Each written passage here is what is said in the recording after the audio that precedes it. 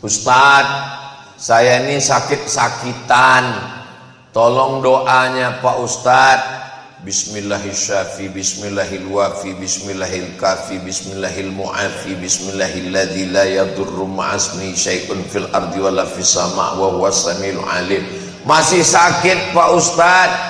Alaikum bisyifa'aini, hendaklah kamu berobat dengan dua penyembuh. Al-asal, minum madu, wal Quran, baca Quran.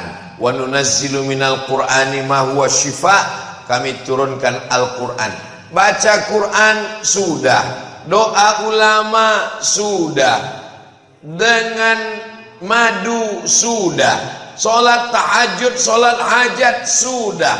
Apa yang belum? Dawu mardakum bisadaqah, obati orang yang sakit dengan sedekah.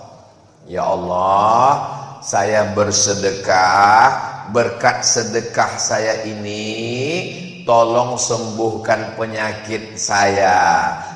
Dawu mardakum bisadaqah, hadisnya hadis sahih. Ada seorang perempuan diperiksa di rumah sakit, ternyata ada kista sebesar uang logam di dalam rahim. Maka kata dokter, ini mesti diangkat karena kistanya ini akan membesar, kanker, bahaya. Akhirnya dia tahu tentang hadis dawu mardakum bisadaqah. Akhirnya dia bersedekah. Dicek lagi di rumah sakit, ternyata kistanya mengkerut, mengkecil, hilang. True story, kisah nyata, orangnya ada di Riau. Tak boleh saya sebutkan nama dan nomor handphone di sini, menjaga kode etik jurnalistik. Ibu, ini kistanya sudah sebesar logam, mau dioperasi. Gimana operasinya? Rahimnya mesti diangkat. Loh, nanti kalau diangkat gimana? Ya apa boleh buat? Kalau diangkat berarti tidak bisa hamil mengandung. Ibunya menangis, suaminya senyum. Kenapa senyum Pak Ustaz? Nggak tahu, tanyalah sama mereka yang senyum-senyum. Akhirnya dia sedekah. Kistanya mengkerut, mengecil, cek lagi hilang. Lalu kata si dokter, ibu makan apa? Biasa, makan minum, nggak ada apa-apa. Tapi saya mengamalkan hadis Nabi, dawu mardakum bisadaqah, sedekah. Akhirnya mengecil, kuasa Allah, innama amruhu iza arada syai'an yaqulu lahu kun fayakun. Jadi gimana dokter? Ibu nggak perlu operasi, kistanya sudah hilang, rahimnya tetap ada, dan ibu masih tetap bisa mengandung. Ibunya tersenyum, sekarang suaminya yang nangis. Gagal program. Jadi ibu-ibu banyak-banyak bersedekah. Ini berada di dalam masjid ini, kami melihat dari sini ke sana seperti sedang berada di akuarium yang besar. Luar biasa. Dan saya yakin bapak-bapak di sana juga ngelihat kami seperti ngelihat ikan akuarium. Mereka kan cuma nggak bisa membalas. Kalau dia balas, dia bilang, kami pun sedang melihat ikan mas koki gitu.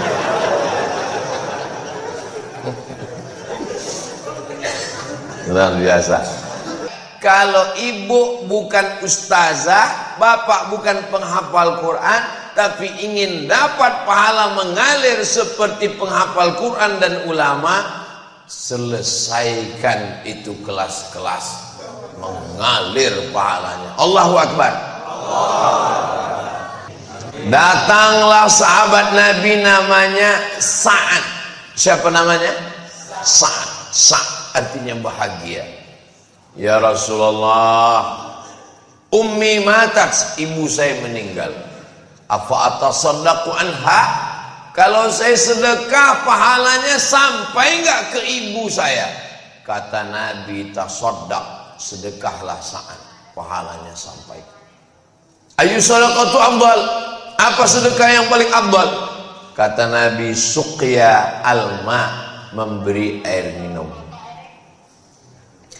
Jadi bapak ibu, kalau masjid kita sudah ada sumur bornya untuk mandi, untuk sholat, untuk wudhu, untuk cuci kaki, nggak usah lagi sedekah air.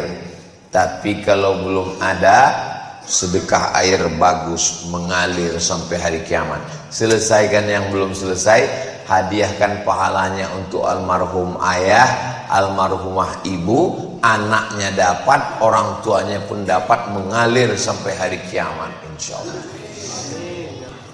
Yatsba'ul mayyita salasun, yang mengiringi mayat itu cuma 3. Loh, masa ngiringi mayat cuma 3? Ramai yang mengiringi mayat, cuma 3. Yang pertama, maluhu, hartanya. Bapak punya mobil, mobilnya ngiring. Ibu punya motor, motornya ngiring. Hanya sampai ke pelataran parkir. Begitu selesai dikubur, ditanam, pulang ke rumah.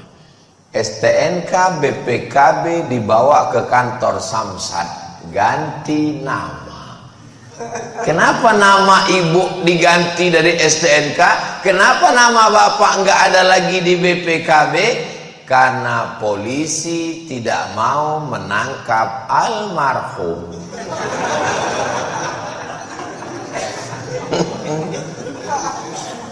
Nama kita tidak ada lagi di surat tanah.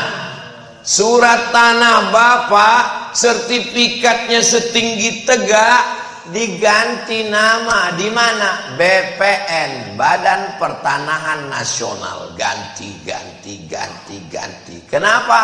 Karena orang pajak nggak peduli sama mayat. Yang diurus orang pajak cuman orang hidup. Kenapa Ustaz Somad itu kalau ngomong menyakitkan di hati ya? Saya orangnya begitu, nggak bisa saya berlemah lembut, apalagi melihat masjid belum selesai. Bapak Ibu yang dimuliakan Allah Subhanahu wa taala, saya tidak punya kekuasaan untuk menunjuk selesai masjid. Saya bukan orang kaya yang bisa membangun satu masjid. Tapi dengan hadis-hadis, ayat-ayat, saya berharap menggugah hati saya sendiri, kita semua, supaya selesai masjid, selesai bangunan, anak bisa sekolah. Insya Allah masjid-masjid kita, setiap tempat sujud kita. Abdul Somad tadi pertama kali sujud tahiyatul masjid. Sujud berikutnya qobliyah subuh. Sujud berikutnya solat subuh. Sujud berikutnya solat sunat isra. Tidak sampai 2 jam saya di sini, tapi sudah 4 kali solat. Dan masjid ini akan bersaksi di hadapan Allah bahwa Abdul Somad pernah solat di sini.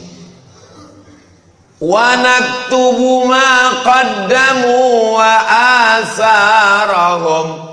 Kami tulis semua amal mereka dan bekas-bekas tapak kaki mereka.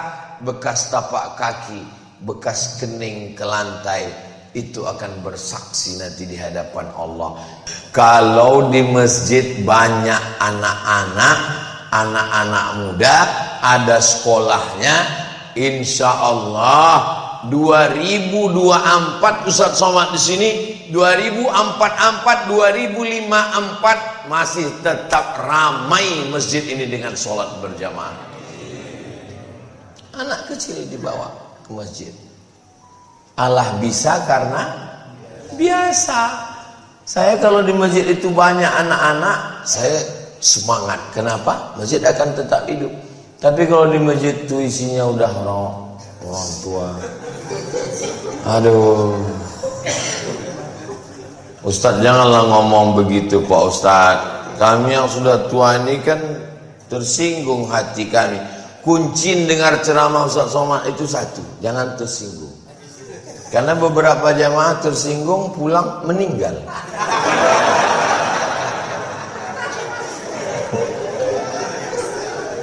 Orang yang sudah tua ternyata itu yang tua itu cuman kulitnya, giginya, matanya. Perasaan tidak pernah tua. Umur ini bukan masalah angka, tapi masalah rasa. Jadi kalau ada bapak ibu mengatakan, iya Pak Ustadz jamaah kami tua-tua. Mereka bukan orang tua, mereka adalah anak muda yang terjebak di tubuh yang tua.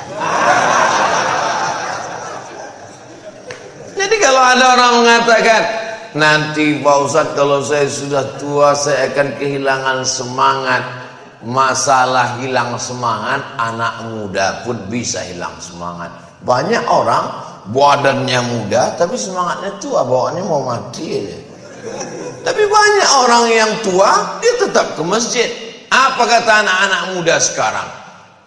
Lautan kan ku seberangi, bukit kan ku daki, masjid ku lewati. Nggak bisa begitu. Mudah-mudahan kasih sayang kita ini karena Allah Subhanahu wa ta'ala. Sab'atun yuzilluhumullah. Ada 7 golongan yang akan dapat naungan Allah. Yauma la zilla illa zillu. Hari itu tak ada tempat bernaung berlindung kecuali hanya Allah saja. Rajulani, 2 orang. Tahabba fillah, berkasih sayang karena Allah. Ijtama'a alaih, bertemu karena Allah. Wa tafarraqa alaih, berpisah pun karena Allah. Mudah-mudahan kasih sayang kita ini karena Allah Subhanahu wa ta'ala. Sab'atun yuzilluhumullah. Ada 7 golongan yang akan dapat naungan Allah. Yauma la zilla illa zillu. Hari itu tak ada tempat bernaung berlindung kecuali hanya Allah saja. Rajulani, 2 orang. Tahabba fillah, berkasih sayang karena Allah. Ijtama'a alaih, bertemu karena Allah. Wa tafarraqa alaih, berpisah pun karena Allah. Bersama di surga Jannatul Firdaus. Itulah bersihnya hati jamaah ini. Padahal yang saya doakan cuma kami berdua. Tapi nggak ada mereka. Waktu saya ngomong gitu, Allah kayak masuk surga aja. Kan? Mereka begitu bangganya, amin. Kenapa? Karena mereka tahu saat dia mendoakan saudaranya, Allah kirimkan malaikat. Apa kata malaikat? Amin walaka misluh. Kabulkan doa orang ini, kau dapat yang sama seperti yang kau doakan untuk saudara. Saya yakin dan percaya ketika bapak ibu nanti masuk surga, mereka semua akan mencari, suami saya mana? Suami saya mana? Alhamdulillah nggak transit di neraka ya bang. Istri saya mana? Istri saya mana? Alhamdulillah masuk ke surga. Kemudian yang mereka cari berikutnya adalah ketua masjid mana? Rupanya ketua masjid. Karena banyak juga ketua masjid masuk neraka. Saya pernah datang acara di masjid. Maksudnya di tempat saya. Di tempat saya maksudnya. Saya datang ke satu masjid. Tablik akbar, maulid Nabi. Terus saya tanya, seingat saya pernah ke masjid ini ya Pak. Iya Ustadz Somad. Dulu Ustadz datang ke masjid ini, yang bawa Bapak Anu. Oh iya Bapak Anu yang bawa saya kemari. Mana dia sekarang? Itulah Pak Ustadz, sejak kalah pemilihan nggak pernah kesini lagi. Loh, apa ini? Masjid ini bukan partai. Masjid ini bukan kantor parlemen, ketika kalah pemilihan ngambek nggak datang lagi.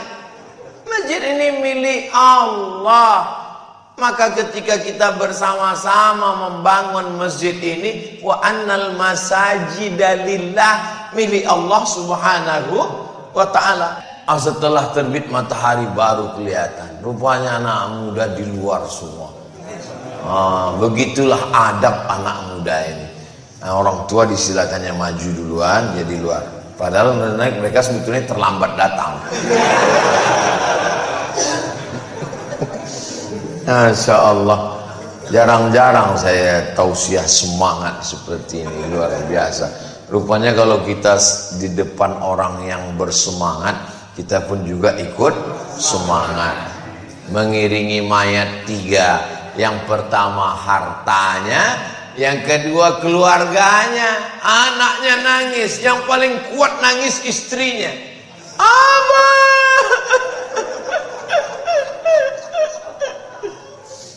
Nangis. Saya berapa kali ngelihat waktu acara pemakaman, istri itu saya lihat sampai menangis mau masuk ke dalam. Ustadz yang ada di situ melarang, jangan masuk bu, jangan masuk. Saya diam aja. Saya diam. Saya sebetulnya mau ngelihat apa betul dia mau masuk. Mana ada? Gak usah serius sekali. Makanya kalau saya ada di pemakaman itu ada yang nangis, dia bilang masuklah, masuk.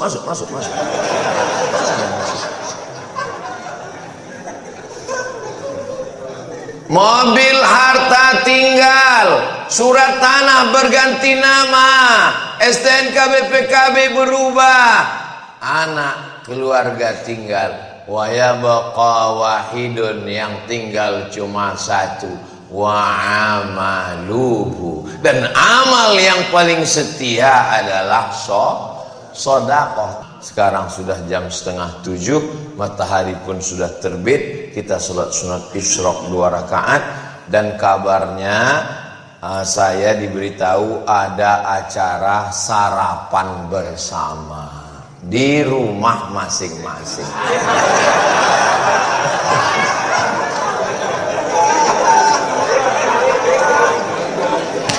Panitia udah mulai gini tadi.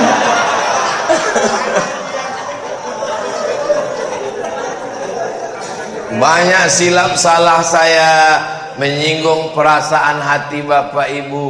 Maukah Bapak Ibu memaafkan Abdul Somad?